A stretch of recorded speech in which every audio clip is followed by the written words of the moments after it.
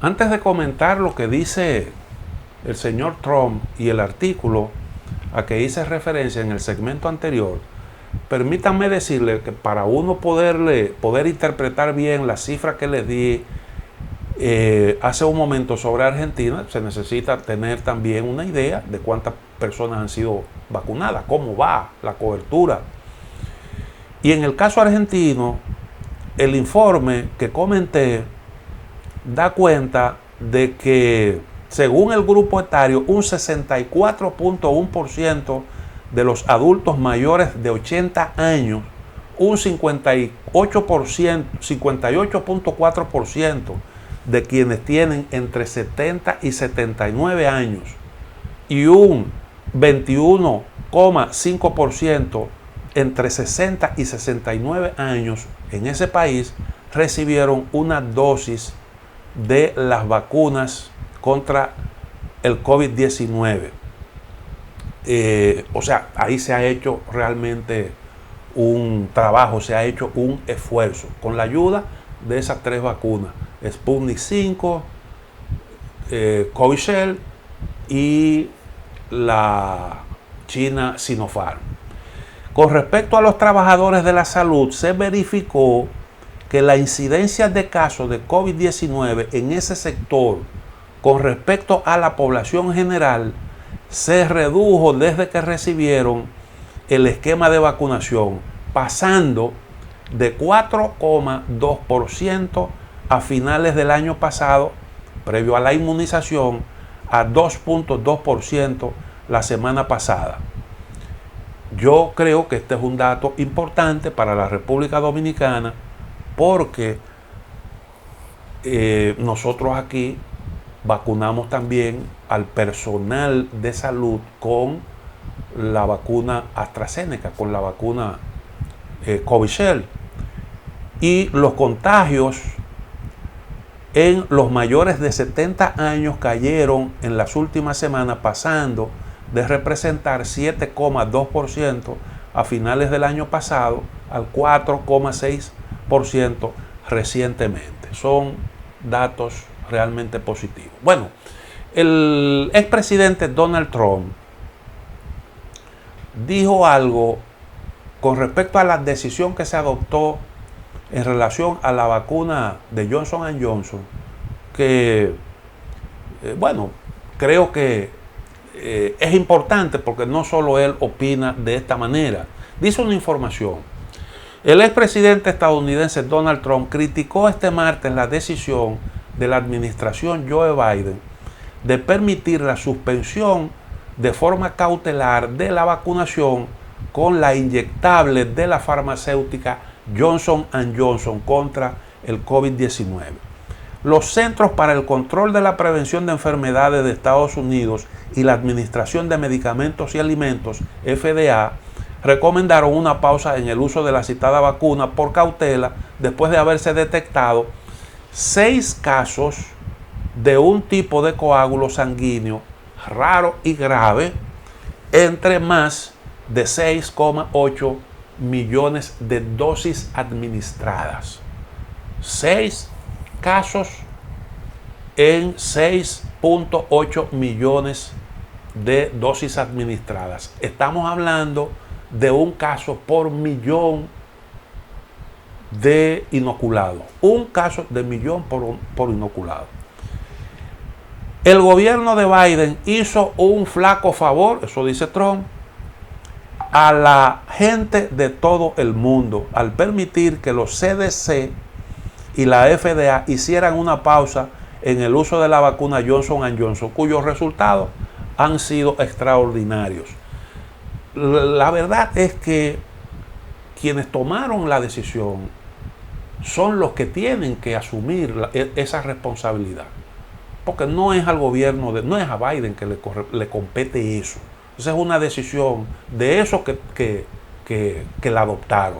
Es una responsabilidad el manejo de esos asuntos. Y tú, a los especialistas, tú tienes que dejarlo que manejen estos casos. Aunque tú pudieras convenir, y hay muchos especialistas que entienden que ciertamente eso que está diciendo Donald Trump es correcto. Y ya lo vamos a ver un poquito más adelante. Entonces, sin embargo, tú no puedes decir, atribuirle eso al presidente de Estados Unidos, porque Donald Trump se metió él a tomar ese tipo de decisiones sin ser un especialista. Hizo muchísimo daño, recomendando medicamentos y metiéndose en ese tipo de cosas, sin usted ser especialista. Entonces, él le atribuye a esa decisión un motivo político. Dice, tal vez todo esto se hizo por motivos políticos o tal vez sea por amor de la FDA a Pfizer, dijo el exmandatario, y añadió que este organismo, trabajando con Pfizer, el que anunció la aprobación de la vacuna 2 días después de las elecciones presidenciales de 2020. O sea, el hombre está sangrando por esa herida, porque yo creo que una conclusión fácil que uno puede hacer: la vacuna probablemente estuvo disponible antes de las elecciones, pero por razones políticas no se anunció el asunto y no se procedió en consecuencia.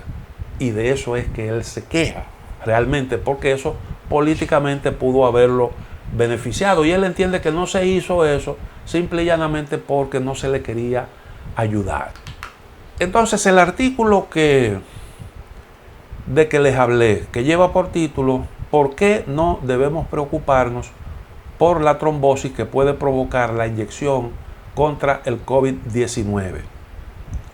Es de la autoría de Tim Harford, un columnista británico del Financial Times, especialista en estos asuntos. Dice, el 60% de la población adulta de Reino Unido se ha vacunado con al menos una dosis. Estoy citando así algunos párrafos sueltos. La vacuna de AstraZeneca, que probablemente recibiré, desarrollada en mi ciudad natal, Oxford, rara vez dejó de estar en los titulares de los diarios últimamente debido a la sospecha de que puede provocar una forma rara de coágulo sanguíneo. La misma sospecha llevó a las autoridades estadounidenses a recomendar la suspensión de la dosis de Johnson & Johnson. El efecto secundario vinculado a los coágulos es raro, tan raro que todavía no estamos seguros de que exista. Definitivamente es demasiado raro para descubrirlo en un ensayo clínico controlado, donde se administra una dosis de la vacuna a decenas de miles de participantes y no a millones. Una hipótesis fundamentada, basada en datos de Reino Unido, es que la persona inoculada con la vacuna de AstraZeneca corre un riesgo puntual de muerte de 1 en 1 millón, que es el caso que acabamos de ver también en Estados Unidos, porque de 6 tantos millones de inoculados con la vacuna Johnson & Johnson, 6 han resultado con ese problema de coágulo sanguíneo. Entonces, no mucho más alto que el riesgo de morir en un accidente mientras se traslada a un centro de vacunación. Es decir, es más probable que usted tenga un accidente mientras va a vacunarse que tener ese problema como consecuencia de la vacuna. Si esta suposición es correcta, si toda la población británica se vacunara con una dosis de esta vacuna en particular, 67 personas sufrirían una trombosis mortal. 67 del total de la población británica, que deben ser como cerca de 60 millones de personas, algo así. Bueno, eso suena mal. Esa posibilidad de que mueran 67 personas suena mal y espanta a cualquiera. Eso suena mal, al igual que cualquier frase que contenga la expresión trombosis mortal. Sin embargo, en el Reino Unido, el número de muertes diarias por coronavirus nunca fue inferior a 67 entre mediados de octubre y fines de marzo. Y a veces eran 67 fallecidos por hora. En otras palabras, durante toda la ola invernal, un solo día de retraso en la vacunación implicaba más riesgo que la propia vacuna. Yo creo que son razonamientos poderosos. En las últimas semanas, sobre todo en el Reino Unido y la Unión Europea, se ha producido una saturación de artículos sobre los coágulos de sangre, a pesar de que desde cualquier punto de vista, ha habido muchas más muertes por COVID-19. Siempre ocurre eso. Conducir es más peligroso que volar, pero la mayoría de las personas temen más a volar. Creen que puede protegerse mientras conducen, pero no mientras vuelan. Hasta cierto punto eso es cierto, y también lo es para el COVID-19. Hay medidas que todos podemos tomar para reducir el riesgo de infección, y no hay nada que podamos hacer para reducir el riesgo de una reacción fatal a una vacuna. Sin embargo, el hecho es que los aviones y las vacunas contra el COVID-19 son más seguros y los autos y los contagios por COVID-19 no lo son. Un tercer factor es la confianza. Conozco el historial que tiene Boris Johnson con la verdad y no me tranquiliza en absoluto escucharlo declarar cuando él confía en la vacuna AstraZeneca. O sea, yo que sé que este es un hombre que es un habladorazo, eso es lo que él está diciendo, a mí no me produce tranquilidad que él me esté diciendo a mí que te ponga la vacuna, porque eso no es nada, porque él miente con tanta frecuencia que yo no tengo razón suficiente como para creer que en ese caso no está mintiendo también. Y entonces eso es un factor de desconfianza. Era lo que yo decía con respecto al asunto de las conspiraciones. Esas teorías de conspiración que mucha gente compra es el producto en gran medida de la desconfianza. En última instancia, nuestra opinión sobre las vacunas no depende de los datos, sino de algo más primario. Confío en que estas personas se preocupan por mí. Los datos me dicen que las vacunas la vacuna no solo es segura, sino que es un salvavidas para mí y para los que me rodean. Yo creo perfectamente en eso.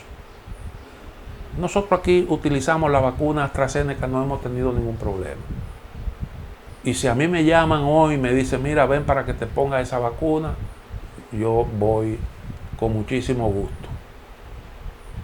Y que me garanticen también la segunda dosis, porque la segunda dosis es importante.